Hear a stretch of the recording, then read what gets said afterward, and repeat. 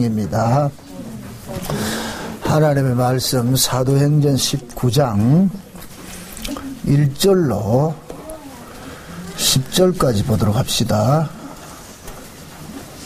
사도행전 19장 참 1절로 10절까지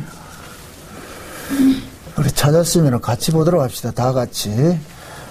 아볼로가 고린도에 있을 때에 바울이 윗지방으로 다녀 에베소에 와서 어떤 제자들을 만나 가로되 너희가 믿을 때 성령을 받았느냐?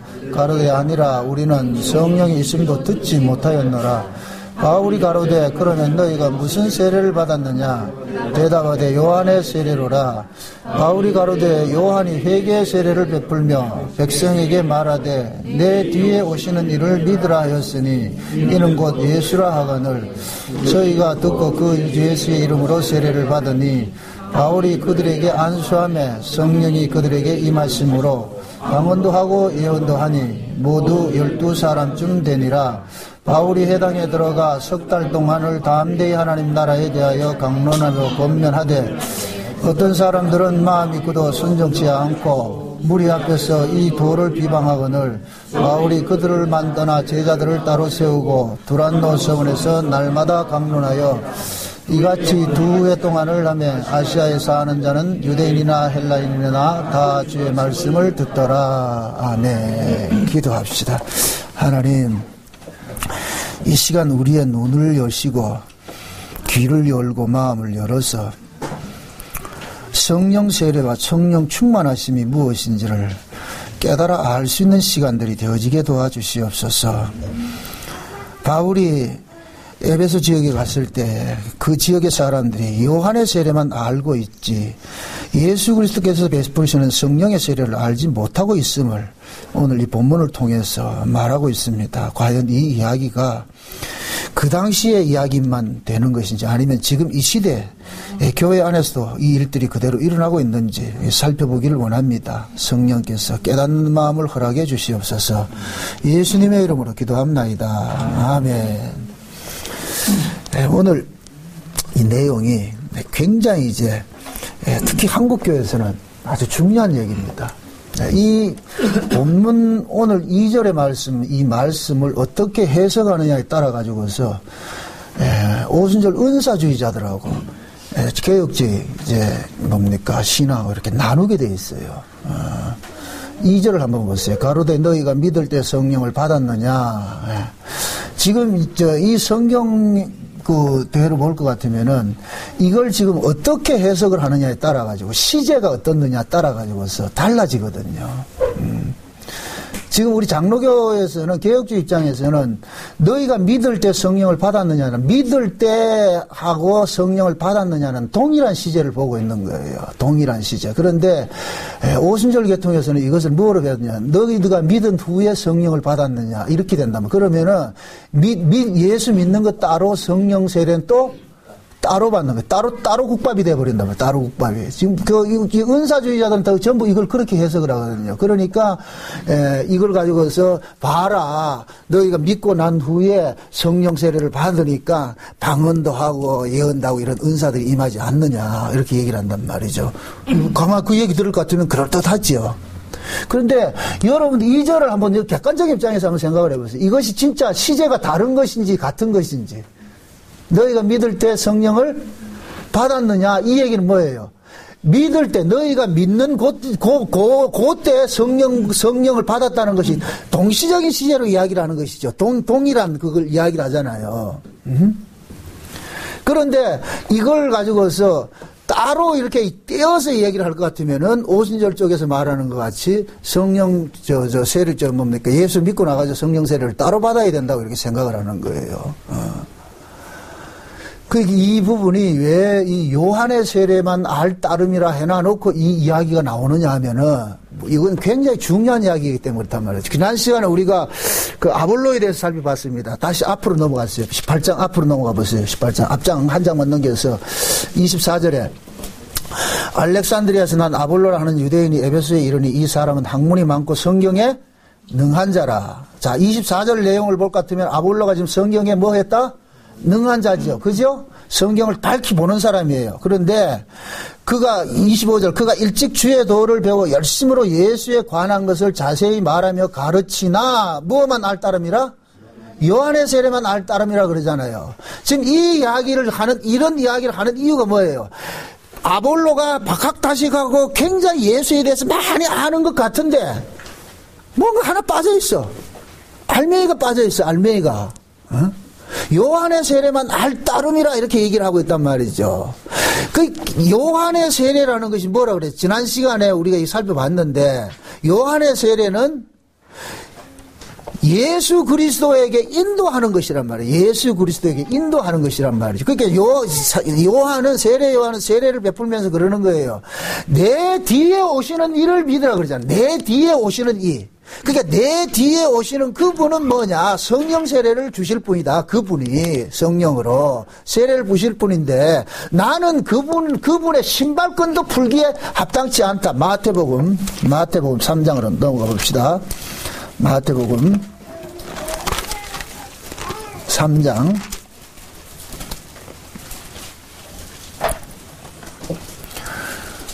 3장 봅시다. 11절부터 보시죠. 11절부터 봅시다. 11절만 봅시다. 다 같이 시작. 나이는 너희로 회개케 하기 위하여 물로 세례를 주거니와 내 뒤에 오시는 이는 나보다 능력이 많으시니 나는 그의 신을 들기도 감당치 못하겠노라. 그는 성령과 불로 너희에게 세례를 주실 것이요. 자 보세요. 지금 요한은 자기가 주는 세례를 무슨 세례라 그래요?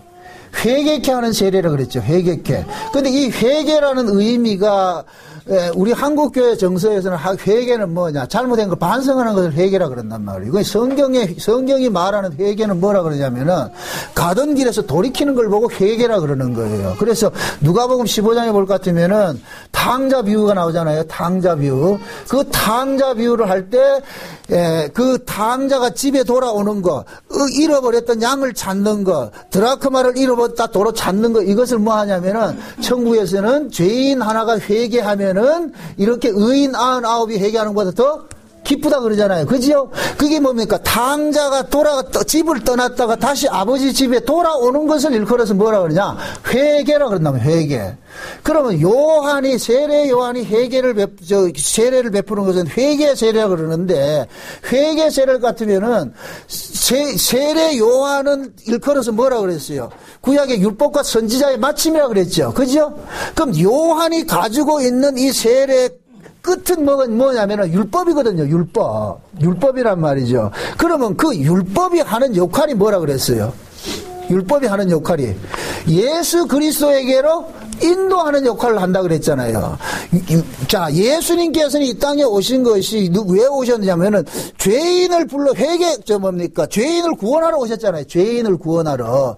그러면 죄인을 구원하러 오신 예수님이 오셨는데, 그러면은 그 예수님은 자기가 죄인인 줄 아는 사람이 예수를 믿을 거 아니에요. 자기가 죄인인 줄 아는 사람. 그러면은 하나님께서 예수님을 후속타자로 준비를 시켜놔 놓고, 그럼 예수님은 죄인을 구원하러 오시는데, 그러면은 후속타자 앞서서 1번 타자를 보낸 분이 세례 요한이란 말이죠. 그럼 세례 요한은 무슨 일을 해야 되느냐?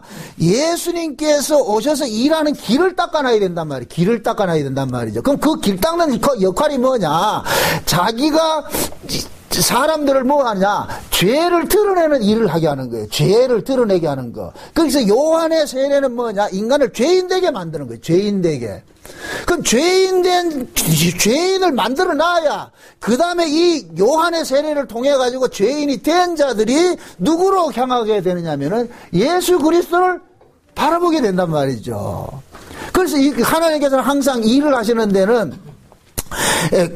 새 언약과 옛 언약이라는 거, 이 두 가지를 가지고 일을 한다 그랬어요. 그래서 창세전 언약은 표면적으로 나타난 것은 하나인데, 그 속에 탁 깨볼 것 같으면은 두 언약이 나온다 그랬어요. 무슨 언약이래요? 옛 언약과 새 언약이 나오는데, 옛 언약은 무슨 언약이고, 죽이는 언약이고, 우리를 죄 아래 가두는 언약이고, 새 언약은 뭡니까? 죽은 자를 살리는 언약이고, 죄에서 건져내는 언약이란 말이죠. 그러니까 하나님께서 세례 요한을 보낸 것은 주의 길을 예비하기 위해서 보냈잖아요. 그죠? 그럼 주의 길을 예배하는데 세례 요한이 뭐하냐? 예수님께로 모든 사람들을 인도하기 위해서 세례 요한이 물세례를 주는 거예요. 그래서 물세례는 뭐냐? 죄인으로 하여금 나는 죽어야 될 자라는 것을 깨닫게 만드는 것이란 말이에요. 그게 요한의 세례란 말이죠. 그런데 지금 이 아볼로가 이 에베소 지역에서 지금 이 복음을 전하고 있는데 그 아볼로가 전하는 그 복음의 내용이 뭐이더라? 예수에 관해서는 알고는 있는데 요한의 세례만 할 따름이더라 그러는 거예요. 요한의 세례만. 그러면 봅시다. 아볼로가 지금 요한의 세례만 알고 있다 이 얘기는 지금 아볼로가 예수를 믿는다는 얘기 안 믿는다는 얘기예요. 아직까지는 안 믿는다는 얘기죠. 자, 이렇게 생각을 하세요. 제가 지난 시간에 요 이야기를 아볼로 가지고 이야기를 할 때는 사도행전 지금 18장의 내용으로 봤을 때는 아볼로는 아직까지 예수를 믿지 않는 사람이라 그랬어요. 그러니까 아볼로는 아직까지 예수가 어떤 분인지를 몰라. 그냥 요한의 세례만 알 따름이라 그랬다면 알고 있는데 그 얘기를 딱 듣다 그 아볼로의 설교를 듣는 청중 중에 누가 있었냐면은 바울로 통하여서 복음을 들었던 브리스길라 아굴라 부부가 듣고 있었단 말이죠. 브리스길라 아굴라 그 집사님 부부가 아볼로 목사 설교를 가만히 듣고 보니까 뭔가 한 가지 빠진 거예요. 예도장만 자금 전하는 거예요. 쉬운 얘기로. 그래가지고 종용이 불러가지고서 목사님 언약이라는 건 예도장만 있는 것이 아니고 그 세례 요한은 여기까지 일하는 것이고 세례 요한을 통해가지고 예수 그리스도를 나아가게 하는 것입니다. 그러니까 그 예수를 지금 목사님은 모르고 있네요. 그래가지고 아볼로가 브리스길라 아굴라가 아볼로를 불러가지고서 그 이야기를 해줬잖아요. 그대로 해줬다. 그런데 오늘 본문을 볼 것 같으면 똑같이 뭡니까? 에베소라니까. 다시 한번 보세요. 그 19장 1절 보세요. 19장 1절. 아볼로가 고린도에 있을 때 바울이 윗지방으로 다닐 때 에베소에 와서 어떤 제자들을 만나 가로되 너희가 믿을 때 성령을 받았느냐? 아니라 우리는 성령을 있음도 듣지 못하였느라. 바울이 가로되 그러면 너희가 무슨 세례를 받았느냐? 대답하되 요한의 세례로라. 그럼 지금 현재 앞에서 아볼로가 에베소 지역에서 목회를 했는데 그 목회하던 그 에베소 지역에 바울이 갔더니까 여전히 에베소 사람들이 뭐만 알고 있더라? 요한의 세례만 알고 있더란 말이죠. 요한의 세례만. 그럼 결국은 지금 이 19장에 나오는 이 에베소 지역에 요한의 세례만 알고 있다는 이 사람들은 누구 복음을 들은 거예요? 아볼로 복음을 알고 있었다는 얘기죠. 그죠? 아볼로의 복음만 알고 있는 거예요. 그래서 지금 바울이 가가지고서 묻는 거예요. 너희들이 그냥 믿을 때 그러면은 성령을 받았느냐 이러니까 우리는 성령이 있다는 소리도 못 들었는데 성령이 있다는 소리도 못 들었다. 그래서 바울이 뭐냐? 성령은 뭐 하는 것이냐? 예수 그리스도를 믿게 하는 것이다. 그래서 바울이 뭡니까? 그들에게 예수 그리스도의 이름으로 세례를 주니까 방언이 임하고 그리고 예언도 하고 이런 일들이 일어났단 말이죠. 그러면 자 보십시다. 이 이야기가 지금 이 시대에도 어떻게 볼까 하면 교회 안에도 그냥 하나님 말씀대로 예를 들어서 사는 것을 신앙으로 가지고 있다 할 것 같으면 그 사람은 지금 뭐만 알고 있는 거예요? 요한의 세례는 뭐예요? 율법이잖아요. 율법은 뭡니까? 하나님 말씀대로 살아야 되는 것이죠. 그죠? 하나님 말씀대로 사는 것이 율법이 말하는 거예요. 그런데 율법의 궁극적인 의미는 하나님 말씀, 우리가 하나님 말씀에 순종해서 사는 것에 의미가 있습니까? 우리가 하나님의 말씀대로 살 수 없는 죄인이라는 것을 깨닫게 하는 것이 목적입니까? 율법의 목적이. 우리가 하나님의 말씀대로 살지 못하는 걸 깨닫게 하기 위해서 율법이 주어진 것이라 그랬잖아요. 그죠? 제가 이걸 지금 지난 수요일날, 금요일날 그 얘기를 했는데, 율법이 주어진 그 배경을 아셔야 된단 말이에요. 율법이 주어진 배경. 율법을 하나님께서 누구에게 줬어요? 애굽 사람에게 줬습니까? 이스라엘 백성들에게 줬습니까? 이스라엘 백성들에게 줬지요. 그죠?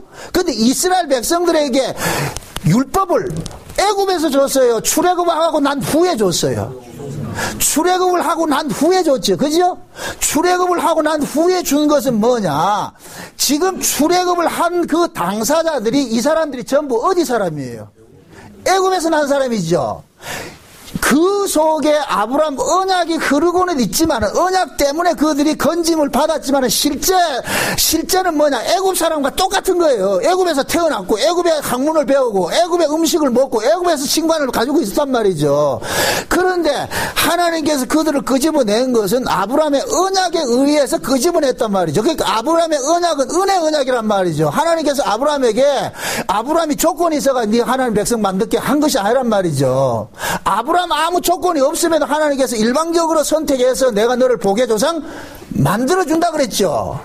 그러니까 아브라함 조건이 있는 것이 아니고, 그럼 아브라함이 하나님 앞에 선택받은 것은 하나님의 은혜가 담겨 있단 말이죠. 그 아브라함의 언약으로서 생겨난 민족이 누구냐?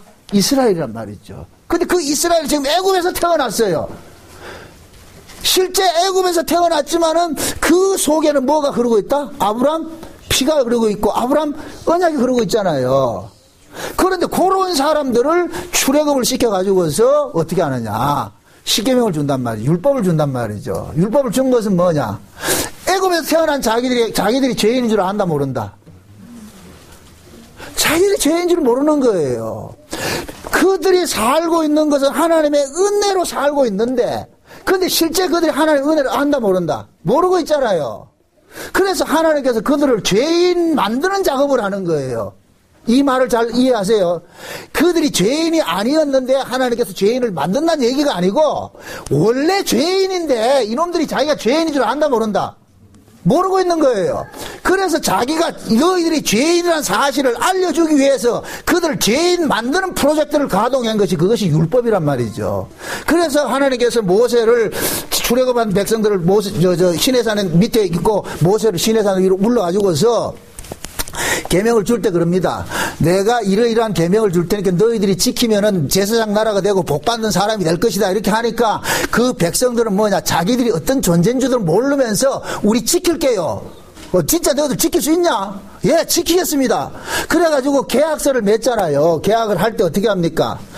짐승의 피를 어떻게 뿌리죠? 이건 뭐냐, 누구든지 계약을 어기면 어떻게 된다? 죽임당한다는 거예요. 그래서 서로가 하나님과 이스라엘과 서로 계약을 해서 이것을 쌍무 언약이라고 한다. 쌍무 언약. 서로 계약을 했단 말이에요. 누구든지 이 계약을 어기면 죽어야 돼요. 그런데 그렇게 피 뿌리고 나가지고서 이제 모세가 올라가가지고서 계약서를 받는 과정에 40일 동안 십계명을 받잖아요. 받는 과정에 밑에서는 이미 뭐 하고 있어요? 우상 숭배하고 있잖아요. 벌써 그러면은 십계명이 제1계명이 뭐예요? 나 외에 다른 신을 섬기지 말라. 하나님의 형상을 만들지 말라 했는데 지금 형상 만들어 놔놓고 지금 그들을 하고 있단 말이죠. 그럼 모세가 그것을 보고서 어떻게 해요? 계약을 어떻게 합니까? 돌판을 깨버리죠. 깨버렸다는 얘기는 계약이 파기됐다는 얘기죠. 그럼 누가 파기했어요? 하나님이 파기한 거예요? 이스라엘이 파기한 거예요? 이스라엘이 파기해. 그러면 계약서대로 이스라엘은 어떻게 돼요? 전부 죽어야 되죠. 그래서 하나님께서 약속대로 계약서대로 3,000명을 뭐 합니까? 죽인단 말이죠. 죽일 때에 모세가 그 광경을 보고서 하나님 앞에 딱 나서면서 야들 죽이려면 날 죽여라! 이런다면 날 죽여라. 이 백성 죽이려면 날 죽이세요! 그러니까 하나님께서 모세의 생명을 담보로 해가지고 그 백성들을 살려줍니다. 그렇게 될 것 같으면 이제부터는 이스라엘 백성들은, 살아남은 사람들은 전부 누구에게 기속이 되느냐? 모세에게 기속이 되는 거예요. 모세가 책임지는 거예요. 모세가 책임지는 것이 되어버린단 말이죠. 그래서 하나님은 뭐냐, 모세를 다시 불러가지고서 첫 번째 계약서하고 똑같은 내용의 계약서를 또 줍니다. 줘가지고서 이거는 뭐 하느냐, 너희들이 성막에다 뭐 하라? 복원하라 그러는 거예요. 그렇게 이스라엘 백성들은 성막 중심으로 살죠. 성막에다 집어넣어놓고 성막 속에 뭐가 있어요? 그 법궤 속에 뭐가 있어요? 십계명 새로 받은 돌판이 있잖아요. 그죠? 새로 받은 거예요. 처음 것이 아니고 두 번째 돌판이에요. 그 두 번째 돌판은 뭐예요? 이스라엘 백성들에게 모세 생명을 담보로 주어진 돌판이잖아요. 그죠? 모세 생명을 담보로 주어진 돌판이기 때문에 그 돌판을 볼 때마다 이스라엘 백성들은 돌판에 기록된 내용대로 지키는 것이 신앙이 아니고, 그 돌판을 볼 때마다 우리는 이미 죽어야 되는데 누구 때문에 살고 있다? 모세 때문에 살고 있다. 요거 보는 거예요. 요거 보는 거. 그럼 이걸 신약식으로 얘기를 할 것 같으면은 옛 언약이 있고 새 언약이 있어요. 옛 언약은 뭐냐? 우리를 죄인 되게 만드는 거예요. 죄인 되게 만든단 말이죠.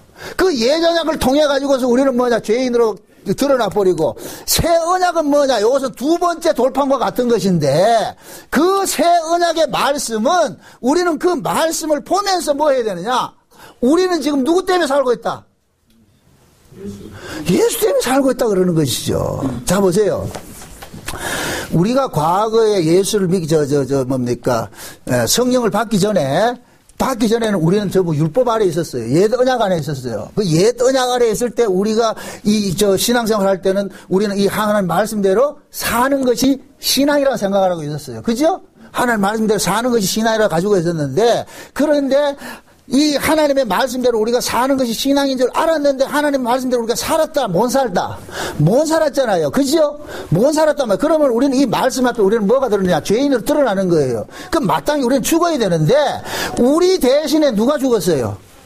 예수님이 오셔서 죽었죠. 예수님이. 그죠? 그러니까 예수님이 오셔가지고서 죽고 난 다음 우리 대신에 죽고 똑같은 내용의 말씀을 또 뭡니까? 주신 거예요. 그게 신약의 말씀이라니까. 그러니까 신약의 말씀이나 구약의 말씀이나 똑같아요. 내용은 똑같다니까. 그래서 예수님께서 그러는 거예요. 제자들이 묻잖아요. 계명이 뭡니까? 이러니까 뭐라 그래요? 구약의 계명이 뭐라 그랬어요? 하나님 사랑? 이웃 사랑이죠. 그죠? 그럼 신약의 말씀도 뭐예요? 하나님 사랑, 이웃 사랑이에요. 그런데 구약은 하나님 사랑, 이웃 사랑을 했는데 우리가 했다 못했다? 못했지요. 그러니까 못하면 죽어야 되잖아요. 그런데 우리가 죽을 그 자리에 대신 누가 죽었어요? 예수님 죽었지요. 그럼 신약의 말씀을 앞에서도 우리는 뭡니까? 이 말씀을 우리가 지켜야 됩니다. 나와야 됩니까? 이 말씀 때문에 누가 죽었다? 예수님 죽었다는 걸 깨달아야지요. 지금 내 말이 이해돼요? 내가 잘못 설명하는가? 아니면 아니라고 하세요. 자, 보세요. 신약이나 구약의 말씀은 뭐냐? 우리를 뭐 하느냐? 죄인 되게 만드는 것이 구약의 말씀이에요. 그런데 우리가 죄인 될까, 구약의 말씀을 통해서 죄인이 됐을까, 우리는 뭐가 돼요? 마땅히 죽어야 되잖아요. 죽어야 될 그 자리에 누가 대신 죽었어요? 예수님이 죽었죠. 근데 예수님이 죽고 나가지고 똑같은 내용의 말씀을, 모세가 똑같은 내용의 돌판을 받아왔듯이 예수님도 똑같은 말씀의 내용을 우리에게 주셨단 말이죠. 그러면 우리는 이 신약의 말씀을 볼 때마다, 이 말씀을 우리가 지켜야 되는 것이, 그것으로 나아가면 안 되고, 뭐로 나가야 되느냐? 이 말씀 우리가 못 지켰는데, 이것 때문에 누가 죽었다? 예수님 죽었다. 이해되죠? 그러니까 구약의 이스라엘 백성들이 법궤 속에 담겨있는 돌판을 볼 때마다 말씀을 지켜야 되는 쪽으로 나가면 이거는 입이 틀린 것이 되어버린다니까. 그 말씀을 준 것은 너희들은 마땅히 저주받아야 되는데, 그 저주를 모세가 대신 자기 생명을 담보로 해서 나한테 줬고, 그래서 너희들이 모세 때문에 살고 있는 거야. 그걸 깨달아야 된단 말이야. 그게 율법의 기능이란 말이야. 율법의 기능. 그러면 잡으세요. 지금 바울이 에베소 지역에 가가지고서 가만히 보니까 사람들이 신앙생활 하는 모습이 이상한 거예요. 바울이 이런 얘기를 왜 했겠어요? 만약에 이들이 성령 세례를 알고 예수를 제대로 믿었을 것 같으면 이런 얘기를 할까요, 안 할까요? 안 했겠죠. 바울이 가만히 보니까 그들이 교회는 열심히 다니고 신앙생활 하는 걸 보니까 뭔가 이상해. 그래가지고 묻는 거예요. 야들아, 너 예수 아냐? 이 말이 그 말이에요. 바울이 지금 묻는 거예요. 에베소 교회 신자들한테. 야, 너희들 예수 아냐?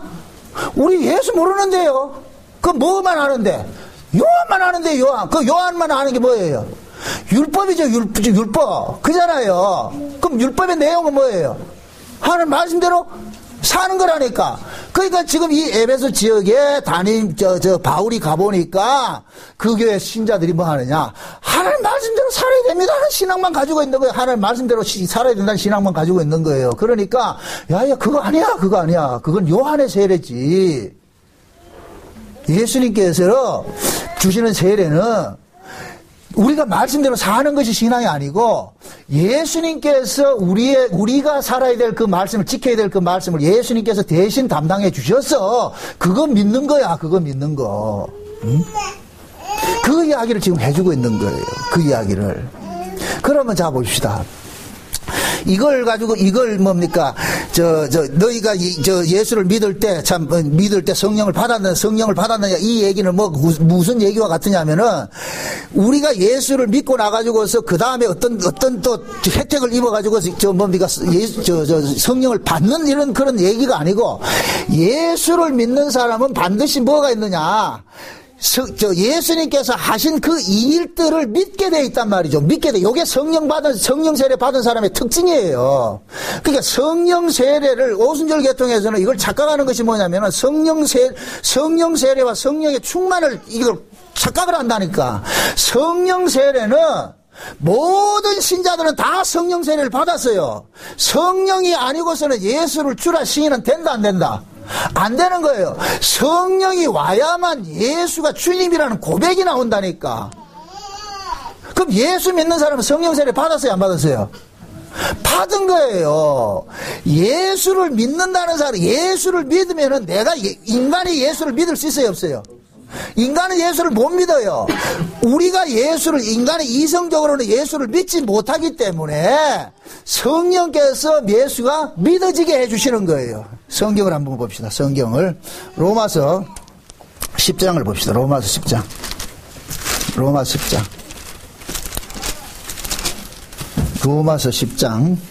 9절 10절 봅시다. 9절 10절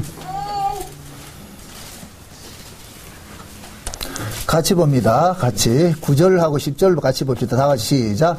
내가 만일 내 입으로 예수를 주로 시인하며 또 하나님께 그를 죽은 자 가운데서 살린 것을 내 마음에 믿음은 구원을 얻으리니 사람이 마음으로 믿어 의에 이르고 입으로 시인하여 구원에 이르느니라. 자 보세요. 지금 여기 보면은 내가 만일 내 입으로 예수를 주로 시인하며 그 하나님께서 그를 죽은 자 가운데서 살리신 것을 내 마음에 믿으면 구원을 얻으리라. 자 봅시다. 예수님께서 우리의 주가 된다는 것은 그것은 우리 인간의 이성으로는 가능하다 안 가능하다? 가능치 않죠. 그러면은 예수를 주로 고백한다는 얘기는 내 마음에 뭐가 됐기 때문에 예수가 믿어지기 때문에 주로 고백하는 것이잖아요. 그죠? 그러면은 내 마음에 예수가 믿어지기 때문에 주로 고백하는 것이고, 그것을 지금 로마서에서는 뭐라 그러냐면은 그렇게 주로 고백하는 그 믿음으로 인하여서 우리가 뭐를 받는다? 구원을 받는다고 그러잖아요. 그러면 보세요. 마음으로 믿어지는 것하고 주로 고백하는 것하고 구원을 받는 것하고 따로따로 떨어진 거예요. 동시적인 거예요. 다시 묻습니다. 두 사람이 지금 이해를 못 해가지고서. 자, 내가 예수를 마음으로 믿고 그 다음에 입으로 고백을 하고 구원을 받는 것이 따로따로 시차를 두고서 이렇게 나타나는 현상입니까? 동시적으로 나타나는 현상입니까? 동시적으로 나타나는 얘기죠. 이걸 다른 말로 얘기를 합니다. 그러면 우리가 예수가 믿어지고 입으로 시인되고 하는 것은 이것은 누구로만 가능한 거예요? 성령이 오셔야만 되는 것이죠. 그죠? 그럼 성령이 임하게 될 것 같으면 성령 받은 사람은 예수가 믿어지고 그 믿어지기 때문에 주로 고백하고 주로 고백되기 때문에 그 사람은 이 사람은 예수를 믿는 구원받은 사람이라는 것이 확증이 된단 말이죠. 그러니까 성령 세례는 뭐냐? 모든 신자들에게 하나님께서는 어린 양의 생명책에 농면된 자기 백성들에게는 모두에게 주시는 거예요. 모두에게. 그래서 모든 신자는 성령 세례를 다 받은 거예요. 지금 이해됩니까? 지금 세례 요한이 나는 물로서 세례를 주지만 내 뒤에 오시는 분은 성령으로 세례를 주신다, 이 얘기는 나는 기껏 너희들을 죽이는 일밖에 못하지만은 내 뒤에 오시는 분은 살리는 일을 한단 말이에요. 살리는 일. 그 살리는 일을 누가 하는 거예요? 성령이 하시죠. 그런데 그 성령, 자 보세요. 그 성령이 누구의 이름으로 왔어요? 예수의 이름으로 왔죠. 예수의 이름으로 오셨다는 얘기는 그 성령이 곧 누구와 같다는 얘기예요? 예수님이 같다는 얘기예요. 예수님이 우리 속에 오심으로 인하여서 우리가 뭐가 됩니까? 예수가 믿어지고 예수의 생명이 우리 속에 생기게 된 것이고, 예수의 생명이 생긴 자는 살아난 자이기 때문에 구원을 받은 자가 되는 것이잖아요. 이건 동시적인 사건이란 말이에요. 동시적인 사건. 이것을 성령 세례라고 그런다. 성령 세례. 그래서 여러분들이 누가 가지고 성령 세례를 또 다시 받아야 된다 생각할 것, 그거 아니에요. 예수가 믿어지는 사람은 성령 세례를 받은 사람이에요. 그래서 제가 이 요한복음 강의를 하면서 한번 그 이야기를 한 적이 있어요. N 성령과 에피 성령이 있다고 그랬어요. N 성령과. N 성령은 뭐냐? 인이거든요. 인. 우리 안에 내주하는 성령이에요. 하나님께서 우리에게 주시는 그 성령은 무슨 성령이냐면은 우리 안에 내주하는 성령인데 이것을 일컬어서 뭐라 그러냐면 아들의 영이라 그러는데 아들의 영. 자, 이거 갈라디아서 4장 봅시다. 갈라디아서 4장. 갈라디아서 4장입니다. 갈라디아서 4장 1절부터 봅시다. 1절부터 몇 절까지 보느냐면은 7절까지 저를 돕는 의미에서 여러분들 한번 읽어주세요. 다 같이 시작. 내가 또 말하노니 유업을 일자야 모든 것을 행하리라. 어렸을 동안 종과 다름이 없어서 그 아버지가 정하는 정말 중에 있는 순진이 아니라 이와 같이 우리도 선생의 세상에 전파하는 것과 인도라 종은 하였더니 때가 차면 하나님과 돌아갈 줄 알아 여자의 생명과 즐거움의 나기가 되어서 율법의 여자를 성행하시고 우리가 하나님의 영원히 하셨습니다. 너희가 아들이고 하나님의 아들의 마음 가운데서 아빠 아버지라 보이게 하시느니라. 그러므로 내가 이루어진 종이 아니요 아들이면 하나님이 만든 유업을 받으셨다. 아멘. 자 보세요. 1절을 보세요. 내가 또 말하거니와 유업을 이을 자가 모든 것이 주인이나 어렸을 동안에는 뭐와 다름없다? 종과 다름이 없죠. 분명히 유업을 얻을 자는 누구래요? 아들이에요? 종이에요? 아들이죠. 분명히 유업을 얻을 아들인데 하나님께서는 어떤 정한 때까지 뭐하냐? 종의 모습으로 둔 거예요. 쉬운 얘기를 말합니다. 조선시대 왕이 아들을 낳았어. 이게 이제 왕세자가 된단 말이죠. 세자가 돼가지고 세자가 되잖아요. 그런데 그 아이가 어렸을 때는 어느 대감 밑에 훈육을 받도록 하잖아요. 훈육을. 그러니까 훈육을 받는다고 해가지고서 그 아이가 왕자가 아닌 것은 아니죠. 그죠? 분명히 왕자인데 훈육 받을 당시에는 왕자의 신분보다 제자의 신분이 되는 것이잖아요. 그래서 가르친단 말이에요. 근데 때가 되면 어떻게 합니까? 세자로 책봉이 돼가지고 왕이 되잖아요. 그렇게 하잖아요. 그러듯이 지금 하나님께서 자기 백성들을 정한 때까지 먼저 뭐를 두느냐? 율법 아래 두어서 우리를 종노릇 하게 하는 거예요. 그래서 제가 수순이라 그러는 거예요. 수순. 옛언약과 새언약은 수순이에요. 수순. 옛언약만 받았고 새언약은 못 받는 거 없어요. 하나님께서 자기 백성은 그 코스를 정해놔가지고서 먼저 뭐 하냐? 옛언약이라는 율법 아래 가두는 수순을 두고 그 다음에 새언약으로 넘어오게 만든단 말이죠. 지금 갈라디아서 그 얘기예요. 정한 때까지 우리를 어디에 나 율법 아래 가둬놨다가 몇 절이에요? 4절 보세요. 4절 보세요. 때가 참에 그 하나님이 그 아들을 보내가지고서 여자에게 나게 하시고 율법 아래 나게 하신 것은 율법 아래 있는 자들을 속량하시고 우리로 뭐를 얻게 하려고? 아들의 명분을 얻게 하려고 그러죠. 그죠? 아들의 명분을 묻습니다. 우리가 원래 아들이었어요? 종이었어요? 아들이었죠. 그런데 정한 때까지는 뭐로 있었어요? 무슨 신분으로? 종의 신분으로 있었죠. 그죠? 종의 신분으로 있던 자들을 예수님께서 오셔가지고서 끄집어내서 아들의 신분으로 회복시켜주는 거예요. 묻습니다. 종의 신분으로 있다고 할지라도 그 종은 진짜 종입니까? 원래 아들입니까? 이 말을 잘 이해하세요. 예수님께서 오셔가지고 아무나 구원하는 것이 아니고 창세전의 어린 양의 생명책에 농명된 자만 구원을 하잖아요. 창세전의 어린 양의 농명된 자. 그럼 창세전의 어린 양의 농명된 자가 지금 현실 속에서는 어떤 모습으로 있어요? 종의 모습으로 있잖아요. 종의 모습으로 있는 그들에게 예수님께서 오셔가지고서 종으로 있는 그들을 불러내가지고 야 너희들은 원래 종이 아니고 원래 아들이었는데 잠시 종의 모습으로 있었을 뿐이지 넌 아들이었어. 그래서 종에서 아들의 명분을 옮겨놔 버렸잖아요. 그러니까 그 증거로 뭡니까? 아들의 명분으로 얻게 만들어 놔놓고 너는 진짜 아들이라는 것을 알려주기 위해서 뭐를 보내줬다 그래요? 성령을. 아들의 영 몇 절이에요? 6절 다시 보세요. 6절. 너희가 아들인 거로 하나님이 그 아들의 영을 우리 마음 가운데 보내줬다. 너희가 누군 거로? 진짜로? 종이 아니고 아들이에요. 비록 종의 모습으로 있다 할지라도 아들이란 말이죠. 그래서 너는 아들이라는 것을 알려주기 위해서 아들의 영을 보내줬어요. 아들의 영을 받고 보니까 뭐가 나오는 거예요? 아버지라고 묻습니다. 아들의 영을 받기 전에는 뭐 나왔을까요? 주인님이죠. 주인님. 지금 이해돼요?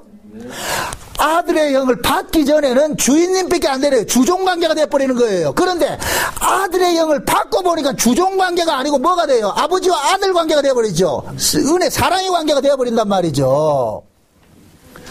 예수님께서 오셔가지고서 율법 아래 있는 자기 백성들을 건져내요. 그게 대표로 12제자예요. 그러니까 12제자는 전부 누구예요? 유대인들 속에서 건져낸 거예요. 유대인들 속에서 12제자를 건져냈어요. 그게 율법 아래에서 건져진 자들이에요. 예수님께서 그들을 대신해서 뭘 주고 십자가에 죽으셨죠. 그러고 십자가를 지시고 돌아가시고 하늘로 가셨다 승천했다가 다시 보혜사 성령을 보내주셨는데 누구에게만 보내줍니까?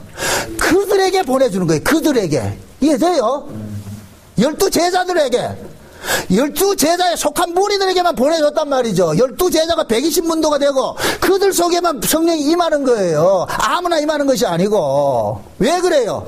너희가 원래 아들이었는데 아들들이 율법 아래에 있다고 빼내가지고서 빼낸 그들에게 너희들은 진짜 이제는 아들이라는 것을 확정시키기 위해서 성령이 오셨단 말이죠. 성령이 오고 나니까 이때부터는 이들은 뭐가 되는 거예요? 종으로 섬깁니까? 아들로 섬깁니까? 아들로 섬기게 되죠. 요렇게 아들로 섬기는 요런 것을 뭐라 그러냐? 성령 세례라 그런다. 그래서 사도 세례 요한이 그러는 거예요. 예수님께서는 그가 내 뒤에 오시는 그분은 성령으로 세례를 베푸실 분이다. 그렇게 증거를 하는 거예요. 이해됩니까? 그래서 예수님께서 뭐냐? 자기 백성들에게만 성령으로 주시는 거예요. 성령을 세례를 베푸신단 말이에요. 세례라는 것은 연합이라는 의미가 있다고 그랬어요. 그러니까 예수님께서 성령을 주어서 받은 사람만이 뭐가 되느냐? 예수가 주로 고백이 되는 거지. 마음으로 믿어지고 입으로 시인하게 되고. 그러니까 내가 예수가 믿어지고 입으로 시인하고 내가 구원을 받는 요것은 전부 뭐냐? 동일한 시제 속에 있는 거예요. 한순간에 일어나는 거예요. 한순간에. 그것을 성령 세례라고 한다. 성령 세례. 그러면 자 보세요. 지금 이 오늘 본문을 가지고 또 이렇게 여러분들 자칫하면 오해하기 쉬운데 그럼 에베소 사람들은 구원 못 받은 사람이냐? 아니에요. 제가 그러잖아요. 순서상 갈라디아서 4장에 뭐라 그래요? 원래 아들이었는데 그를 잠시 동안 어디에 숨겨놨다? 담궈놨다? 종의 모습에 있다 그랬잖아요. 종의 모습 속에서 원래 아들인데 왜 종의 모습으로 있을까요? 그들에게 뭐냐? 하나님의 은혜를 알려주기 위해서 종의 모습으로 있는 거예요. 종의 모습으로 놔뒀다가 다시 끄집어내서 아들로 만들어 놓으니까 비로소 뭐가 되느냐? 야, 내가 종살이 했던 거 생각할 것 같으면 지긋지긋하잖아요. 그러한 삶 속에서 내가 건전받아졌다는 거, 아들이 됐다는 것은 놀랍고 놀라운 하나님의 은혜란 걸 깨닫는 거예요. 그럴 때는 뭐가 되느냐? 아들로서 충성을 할 때는 목숨 바쳐 하는 거예요. 목숨 바쳐. 여러분들 율법 아래서는 목숨 바쳐 신앙생활 하는 게 없어. 율법 아래서는. 근데 아들이 되면 하나님은 뭐를 요구하는지 아세요? 목숨 요구해요. 목숨 요구한다니까. 쉬운 얘기를 말합니다. 구약의 율법 아래서는 하나님께서 우리의 모든 것을 요구하지 않아요. 응? 10분의 1만 요구했다니까. 구약에서는 10분의 1만. 날 수중에서 일곱째 날 안식일 날 하루만 나오라 그랬다니까. 그 날만 원했어요. 신약에 오고 나니까 10분의 1을 원해요. 몽땅 원해요. 아 진짜로? 내 얼굴 똑바로 보고 신약에 오니까 10분의 1을 내라는 것이 아니고 우리 자체가 10분의 1이라니까 내가 그래서 구약의 10분의 1이 뭐라 그랬어요? 아브라함이 전쟁에 이기고 나가지고 전리품이 10분의 1이라 그래요. 전리품. 그래서 전리품이 10분의 1인데 이 10분의 1은 누구 것이다? 하나님의 것이에요.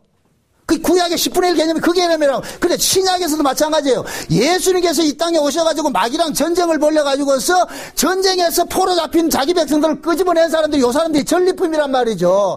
그러면 예수 그리스도를 통해서 끄집어냄을 입은 사람은 그 중에서 10분의 1만 예수님 거고 나 10분의 9는 내 겁니다 할 거예요? 아니면 몽땅 당신 겁니까 할 거예요? 말은 그렇게 해도 아니에요. 여러분들은 아니라니까 지금 말은 그렇게 해도 신약에서는 몽땅 달라 그래요. 그래서 무서운 게 뭐냐면 종으로 할 때가 훨씬 쉬워요. 아들은 뭐냐? 몽땅 뺏긴다니까, 몽땅. 왜 몽땅 달라 그러느냐? 하나님께서 하나님의 나라가 몽땅 네 거기 때문에 달라 그러는 거예요. 네 거기 때문에. 응? 아버지가 보세요. 사업을 물려받았잖아요. 아버지가 사업을 하다가 자식에게 물려주잖아요. 그러면은 아버지로부터 사업을 물려받은 그 자식은 그 사업터가 이제부터 누구 것이 되는 거예요? 자기 것이 되지요. 자기 것이기 때문에 종업원처럼 일하겠어요? 죽도록 일하겠어요? 그 죽도록 일하는 건 종업원이 합니까? 주인만 합니까?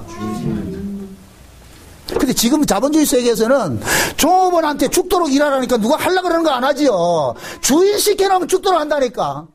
예를 들어서 현대자동차 모든 직원들의 회사다.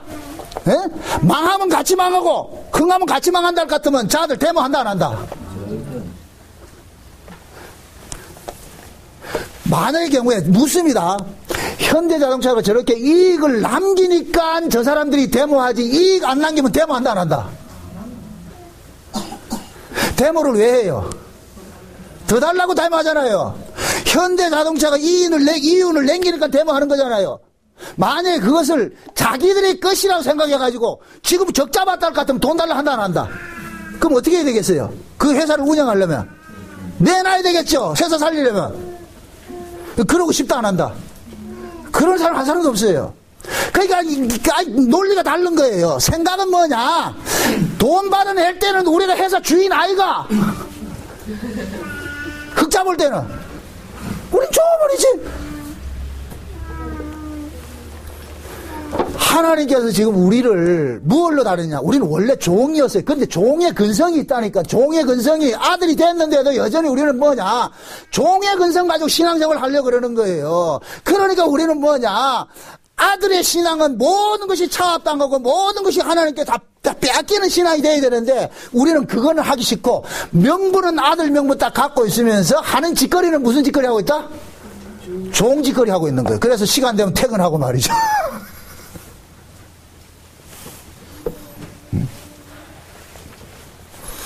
제가 좀 여러분들이 좀 당부드리고 싶은 게 있어요. 주일날 되면은 저는 모르겠어요. 저는 뭐 한 주간 내내 여러분들 사모하고 사니까 사모하고 사는데 좀 주일날 이래 되면은 좀 일찍 와가지고 말이죠. 한 시간 전이라도 와서 말이죠. 서로 돌아보고서 말이죠. 뭐 준비할 거 없는가 이렇게 해서 하면은 얼마나 좋을까. 참 꿈 같은 얘기다. 그런데 5분 전 돼도 안 한다. 뭐 5분 전만 와도 다 해야지 뭐. 11시 넘어가지고 말이죠. 참 일찍. 그게 왜 그러냐면은, 종인 거예요, 종. 하는 짓이 종으로 하는 거, 종로로 하고 있는 거, 종으로. 아들 같아 보세요. 이 교회가 여러분들의 교회고, 여러분들은 다 말로는, 이 교회가 우리 교회지. 그런데 하는 행동은 우리 교회가 아니라니까. 내 교회가 아니라니까. 손님이지, 손님. 응? 일찍 와가지고 좀 청소도 하고 말이죠. 다 문 열어놔놓고 막 올 것 같으면 할렐루야 어서오세요. 왜 이런 게 안 되냐 말이죠. 그럼 그걸 하면 얼마나 좋아. 먼저 오면 손해보는 것 같이 말이에요. 그래 생각해가지고. 그래서 제가 기도하는 건 다른 게 없어요. 하나님 은혜를 뒀다가 뭐 합니까? 좀 은혜를 가지고 좀 벼락을 좀 맞도록 좀 해주세요. 그래가지고 그래 은혜가 가지고 벼락을 맞을 것 같으면 뭐 하냐 스스로 좀 하겠죠. 지금 사도 바울이 에베소 교회 가니까 이 에베소 교회 신자들의 신앙생활의 모습이 무엇과 같으냐면은 율법 아래 종로로 하는 신앙생활을 하고 있더란 말이죠. 사도행전 2장에 오순절 성령이 임하고 나니까 성령 임하고 난 그들이 성령 세례를 받은 사람들이잖아요. 성령 세례를 받은 사람들의 신앙의 모습이 어떤 모습이었어요? 날마다 모이고 뭐하고 날마다 떡을 떼고 말씀을 듣고 찬송하고 서로 교제하고 그런 모습이었잖아요. 이게 아들의 모습이란 말이죠. 그런데 에베소 교회에 가니까 그 모습이 보였다 안 보였다? 바울의 눈에 만약에 사도행전 2장에 나타났던 오순절 초대교회 모습이 에베소 교회에 나타났을 것 같으면 바울이 이런 질문을 할까요 안 할까요? 바울의 눈에 이런 모습이 안 나타나니까 바울이 묻는 거예요. 너 진짜 예수 믿는 아들 맞나? 이 소리예요. 너 진짜 예수 믿는 게 맞나? 그래서 바울이 그들에게 아직까지 뭡니까? 요한의 세례밖에 알지 못하니까 바울이 그들에게 뭐냐? 알려주는 거예요. 요한의 세례만 있는 것이 아니고 요한의 세례는 뭐냐? 예수 믿게 하는 것인데. 보세요. 오늘 본문 다시 돌아가 보세요. 본문 다시 봅시다. 바울이 어떻게 행하는가 봅시다. 4절에 보니까 바울이 가로되 요한의 회개 세례를 베풀며 이 백성에게 말하되 내 뒤에 오시는 이를 믿으라 하였으니 이는 곧 누구다? 예수를 하거늘 저희가 듣고 주 예수의 이름으로 뭐를 받으니? 세례를 받으니.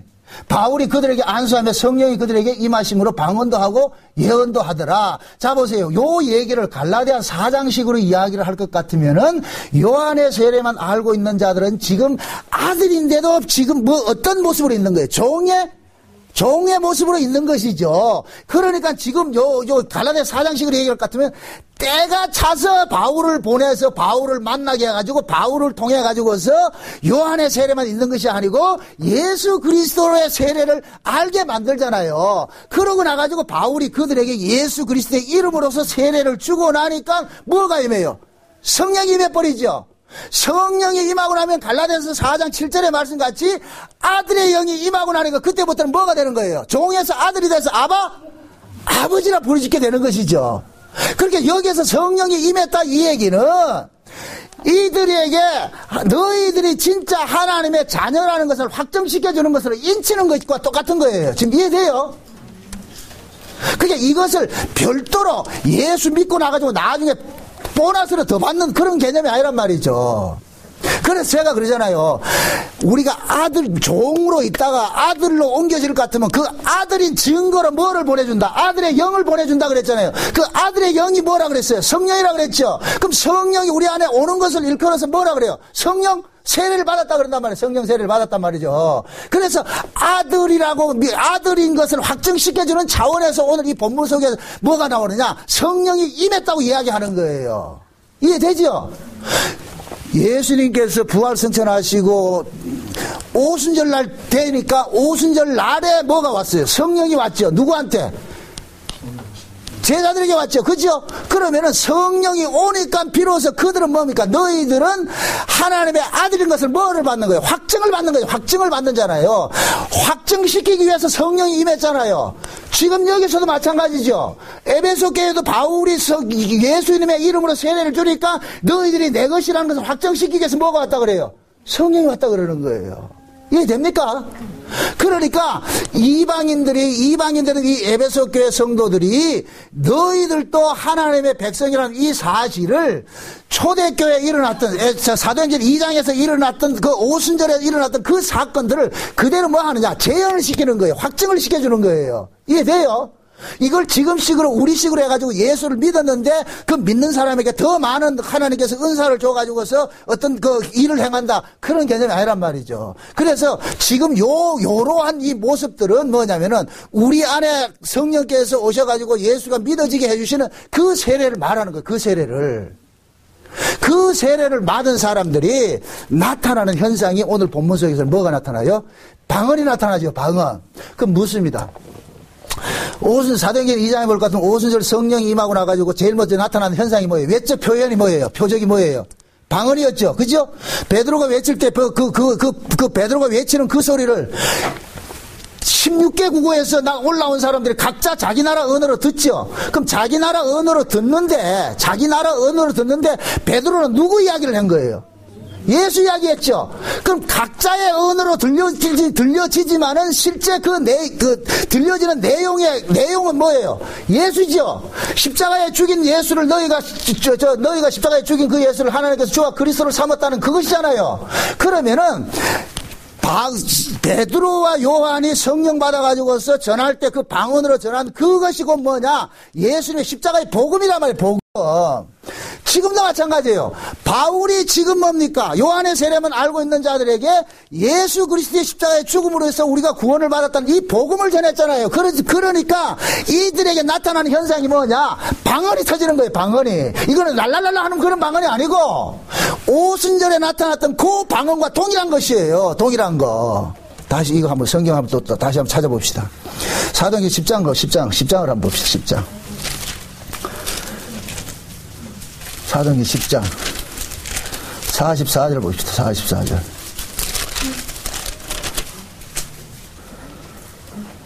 44절. 같이 봅시다. 같이 40 몇 절까지 보면 48절까지 봅시다. 같이 한번 봅시다. 다 같이 시작.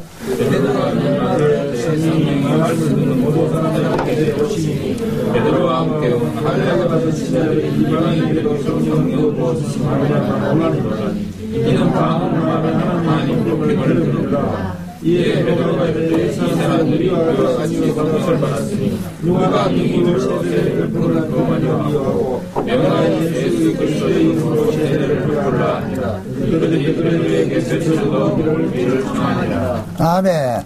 베드로가 지금 고넬료 집에 갔어요. 고넬료가 누구예요? 이방인이죠. 그죠? 이방인 집에 갔는데 베드로가 고넬료한테 가가지고서 누구를 전해요? 복음을 전했죠. 예수 그리스도에 관하여 전했죠. 그러니까 뭐가 임해요?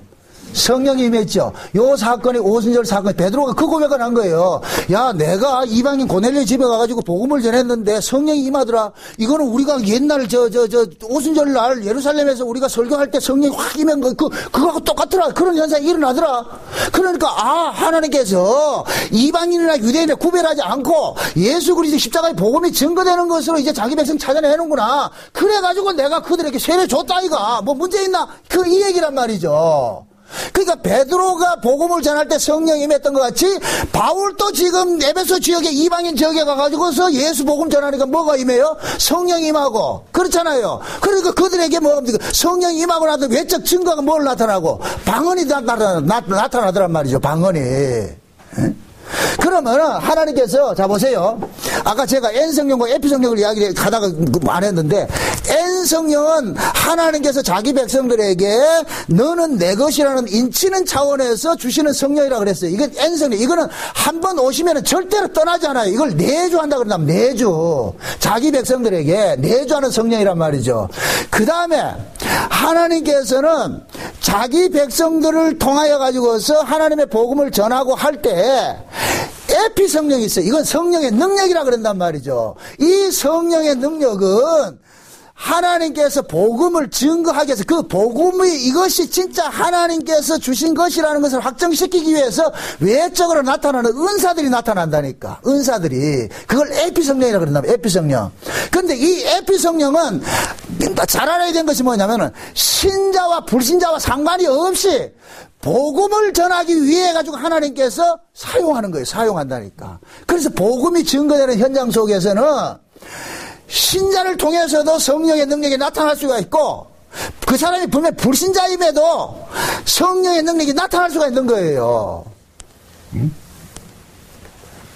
쉬운 말로 구약에서 이것을 사건을 봤을 때 발람이 뭡니까? 발락으로부터 뇌물 받아가 이스라엘을 뭐 하려고 그래? 저주하려고 그러죠. 그죠? 저주하려고 그러잖아. 그럴 때 하나님께서 발람은 거짓 선지자가 맞아요. 거짓 선지자임에도 하나님은 발람의 입에다가 뭐를 넣어요? 하나님의 말씀을 넣어줘가지고서 이스라엘을 저주하게 합니까? 축복하게 합니까? 축복하게 하죠. 그게 발람의 실력이에요. 성령의 능력이에요. 성령이 되게. 그러면 발람 구원받은 자예요? 아니에요? 구원받지 않았어요. 그 구원받지 않은 자임에도 하나님께서는 자기 백성들을 위해서 발람의 입에다가 뭐를 넣어요? 축복의 말씀을 넣어주는 거예요. 그러니까 발람은 그냥 자기는 자기 의지와 상관이 없이 하나님께서 시킨 대로 해준 거예요. 시킨 대로. 그래서 지는 나중에 어떻게 합니까? 성령의 능력, 발람이 뭡니까? 하나님 말씀을 넣어줘서 이스라엘을 축복을 할 때 그때만 그렇게 했지. 그 사건이 지나고 난 다음에 여전히 또 발람은 발람으로 돌아갔다니까. 자기 이익을 챙기고 그래서 결국 멸망받는 거예요. 그와 마찬가지로 하나님께서는 복음이 증거되는 현장 속에서는 그 복음을 증거하기 위해서 신자든 불신자든 따지지 않고 그 복음의 확증을 위해서는 때로는 성령의 능력이 나타날 수도 있어요. 나타날 수도 있다니까. 그러니까 그거를 지금 이 식으로 우리 식으로 이렇게 이해를 해봅시다. 교회식으로. 교회 안에 우리가 봤을 때는 분명히 저 사람은 말을 하는 것을 볼 것 같으면 분명히 율법밖에 모르는데, 그런데 하나님께서 그 율법을 가지고서 목회를 하는 목사들도 하나님께서 들어 쓰실 수가 있다니까. 그 목사는 하나님께서 택한 자가 아닐지라도 그 교회 안에 하나님의 백성을 위해 가지고서 그 목사를 들어 쓰실 수가 있단 말이죠. 이해됩니까? 그래서 비록 그 사람은 복음을 모를지라도 자기도 모르게 설교를 하다가, 예를 들어서 60분 설교하는데 한 2분 동안 예수 믿어야 구원받습니다, 예수 피 외에는 없습니다, 이렇게 말할 수가 있다니까요. 본인은 그렇게 안 믿어도 이 말이 이해가 안 된다 지금. 그래서 제가 그러는 거예요. 교회에 어떤 교회를 가든지 가다 보면은 그 교회 목사님이 비록 1시간 설교하는데 계속 그 말이에요, 58분 동안 엉뚱한 소리 하다가 마지막에 자기도 모르게 말이죠, 예수 믿어야 된다, 사람이 행함으로 구원받지 않습니다, 이런 소리 할 때가 있다니까. 그러면 하나님의 백성들은 그걸 듣는다니까. 그래서 하나님께서는 자기 백성들을 지금 구원해 내는 데 있어 가지고서는 N성령과 F성령을 같이 쓰고 있단 말이에요. 그런데 이 N성령은 받고 또 받고 갚고 또 받고 하는 게 아니고 한 번만 오면은 내주에 계세요. 떠나지 않고. 이분은 가라고 해도 안 간다니까. 왜 안 가는 줄 아세요? 예수님, 성령이 우리 동의를 구하고 들어오신 분이 아니기 때문에 우리가 가라 해도 안 간다니까. 이 내주에 계시는 이 성령이 있는 사람은 절대로 예수를 부인하지 못해요. 부인하지 못한다니까. 여러분들 보세요. 요한복음 같으면은 나면서 된 소경을 예수님께서 고치잖아요. 고쳐놨는데 그날이 안식일을 고쳤다니까 유대인들이 들고 일어나가지고서 막 참소를 하잖아요. 그래가지고서 많은 사람들이 그 나면서부터 된 그 소경이 눈뜬 사건 때문에 사람들이 자꾸만 예수를 믿고자 하니까 바리새인들이 윽박을 지르잖아요. 그 아이한테 니 진짜 이거 예수한테 떠진 게 맞나? 막 그렇게 하니까 이 아이가 나를 떠주게 한 사람이 예수가 맞습니다, 이렇게 얘기를 하니까 이제는 뭡니까? 방법을 달려서 그 부모를 공격하잖아요. 그 부모에게 억압을 넣잖아요. 그 부모한테 가가지고서 진짜 당신 아들이 원래 눈이 떠졌는데 이거 쇼하는 거 아니에요? 이렇게 참 하면서 이 아이가 눈 떠진 것이 예수가 떠졌다 하지 말아라. 말아라. 네가 그렇게 얘기를 하라. 그러니까 부모가 뭐라 그래요? 그렇게 얘기를 하면은 유대교로부터 출교를 당할까 봐서 두려워가지고서 어떻게 합니까? 그 부모가 우리는 모르겠고 당사자한테 물어보세요. 그렇게 얘기를 하잖아요. 유대교에서는 예수를 주라 시인하면 출교를 당한다니까. 그러니까 유대인들 정서에서 예수를 믿는다는 게 가능하다, 불가능하다? 불가능해. 인간적으로 불가능해요. 그런데 성령을 받게 될 것 같으면은 그 불가능 속에서 내가 비록 죽는다 할지라도 출교를 당한다 할지라도 예수를 뭔다? 시인하게 되는 거예요. 묻습니다. 그 부모는, 소경의 부모는 예수를 부인을 했지만은 실제 예수님으로부터 눈을 떠진 그 당사자는 예수를 부인한다, 안 한다? 그럼 걔가 부인 안 하고 예수 때문에 눈 떠졌다 했을 때 유대인들이 걔를 칭찬했겠어요? 내쫓았겠어요? 내쫓지요. 그러니까 예수를 직접 경험한 아이는 자기한테 불이익이 당한다 할지라도 결코 예수를 부인한다, 못한다? 못하게 되어 있어요. 왜 그래요? 그 속에 누가 있기 때문에? 예수가 계시기 때문에. 성령이 우리 안에 오신 이유가 그거예요. 그래서 성령이 우리 안에 올 것 같으면은 그 어떤 상황에서 내가 예수 그리스도를 신앙으로 주라 고백하는 이 고백을 우린 철회가 안 된다니까. 손해 봐도 그 고백을 하게 된다니까. 이걸 복음식으로 이야기를 하면은 여러분들이 진짜 여러분들의 아들의 영이 여러분들 속에 있는 사람은 그 아들의 영이 우리에게 주시는 그 복음이 있단 말이죠. 그 복음을 증거하는 데 있어 가지고 외부의 압력이나 핍박이나 그런 욕이 돌아온다 할지라도 거기에 굴하지 않고 여러분들이 깨달은 그 복음을 담대히 전할 수밖에 없는 거예요. 이해돼요? 그러니까 신자들은 뭐 하느냐? 내가 이걸 하면 죽는지 뻔히 알아요. 이거 하면 욕먹는지 뻔히 알아도 그 일을 할 수밖에 없어. 왜 그러냐? 그 속에 누가 계시기 때문에? 주님이 계시기 때문에. 주님이 우리를 뭐 하느냐? 도구로 쓰는 거예요. 그래서 제가 오전 시간에 그랬잖아요. 날마다 우리는 뭐 하냐? 깨뜨림 당하는 그런 삶의 구조 속으로 우리 밀려가게 돼 있다니까. 죽임 당하는 구조 속으로 밀려가게 돼 있다니까. 그게 성령 세례 받은 사람의 특징이에요. 성령 세례. 다시 말합니다. 예수를 믿지 않아도 껍데기로 겉으로 왔다 갔다 하는 이 성령의 에피 성령의 은사는 얼마든지 받을 수가 있어요. 그러니까 어떤 사람이 어떤 성령의 능력을 가지고 병을 고치고 뭘 한다고 해가지고서 추종하지 말란 말이죠. 그 사람을 판단할 때는 그 사람의 말을 들어보면 말아요. 말을 들어보면 무슨 말을 하느냐를 보란 말이죠. 어떤 능력을 행하느냐 보지 말고 그 사람이 무엇을 이야기를 하느냐, 무엇을 이야기하느냐.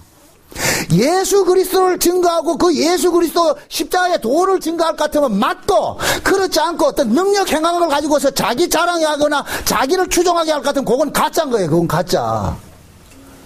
근데 그게 분별력이 없을 것 같으면은 능력 행하는 사람들 쫓아가잖아요. 에피 성령은 그분은 왔다 갔다 하는 분이에요. 내주하는 성령이 아니고, 그래서 성경에 올 것 같아요. 성령을 입어, 이러죠. 성령을 입어. 성령을 입는다는 얘기가 마치 옷을 입고 벗듯이 왔다 갔다 하신다니까, 왔다 갔다. 하나님께서 그때그때 필요에 따라서 성령의 능력을 줘가지고서 일을 하게 하시고, 그 능력 끝나면 떠나는 거예요. 이게 사도행전 2장에 볼 것 같으면은, 뭡니까? 3장인가요? 빌립이, 뭡니까? 이디오피아 내시에게 접근을 할 때 무슨 능력으로 가요? 성령의 능력으로 가죠. 그죠? 성령의 능력이 빌립을 덜렁 들어가지고서 이디오피아 내시에 갔다가 복음 딱 전해놔놓고 다시 어디로 갑니까? 끌고 가죠? 그럼 무엇입니다? 빌립이 맨날 그러면 슈퍼맨처럼 날아다녔다? 아니에요. 그 순간만 그렇게 했다니까, 그 순간만. 어?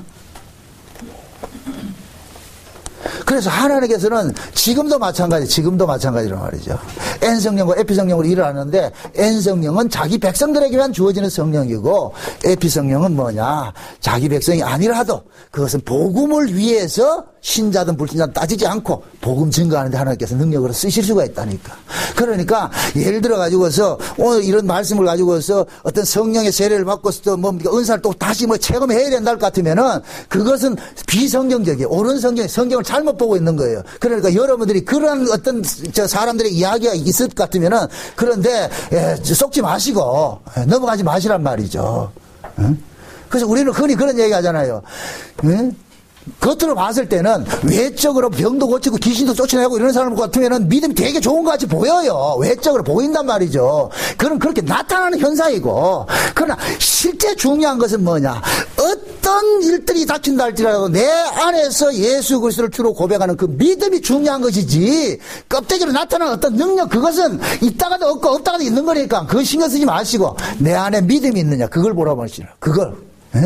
그러니까 그 성령, 우리는 다 성령 세례를 받은 사람이니까 성령 세례를 받은 사람의 특징은 뭐다? 예수 그리스도를 주와 그리스도로 고백하는, 그 방언을 말하게 하는 거예요. 그게 방언이라, 그 방언. 우리는 늘 그 세 방언을 말하게 돼 있다니까. 오순절 성령이 임하라고 해서 예수가 주와 그리스도라는 것을 증거했듯이 저와 여러분들도 마찬가지예요. 하나님의 성령을 받은 사람들은 예수가 주와 그리스도, 오로지 뭐냐? 예수 그리스도의 십자가의 핏뿌림으로 우리가 구원을 받습니다는 이 복음을 여러분들 증거하게 된다니까. 그런 그 증거가 가지고 있으면은 어떤 일이 당할지라도 여러분들 낙심하지 마시고 담대한 마음으로 세상을 이겨내시기를 주 여러분 축원드립니다. 기도합시다. 아버지 하나님 감사합니다. 하나님의 은혜가 우리에게 넘친 바 되어져서 참 이 땅에 살면서 우리의 신앙들이 하나님 앞에 올바로 좀 든든하게 좀 세워져 갈 수 있도록 늘 우리의 깨달음을 주심을 감사합니다. 하나님, 오늘 우리가 들은 이 말씀들이 흘러 떠내려는 것이 아니라 우리 마음속에서 늘 되새김이 되어져서 우리 자신들의 정체성을 다시 한번 확인할 수 있는 시간들이 될 수 있도록 도와주시옵소서. 이미 우리는 아들인 거로 아들의 영을 받았습니다. 그렇기 때문에 그 아들의 영을 통하여서 예수를 주와 그리스도로 고백하는 이 고백들이 주님 오시는 그날까지 어떤 환경 속에서도 늘 고백되어질 수 있도록 주께서 간섭해 주옵소서. 예수님의 이름으로 기도합나이다. 아멘.